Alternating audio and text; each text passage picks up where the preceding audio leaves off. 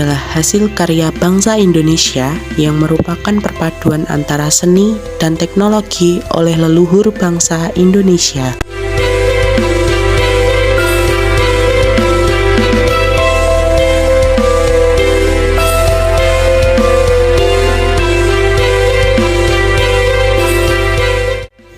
Batik berasal dari dua kata, yakni amba dan tik, yang merupakan bahasa Jawa. Kedua kata tersebut berarti menulis titik.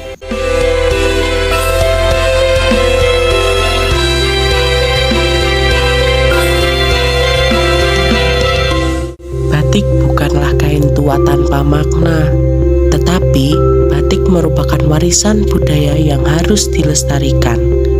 Marilah kita para generasi muda ikut untuk menjaga agar budaya batik tetap lestari.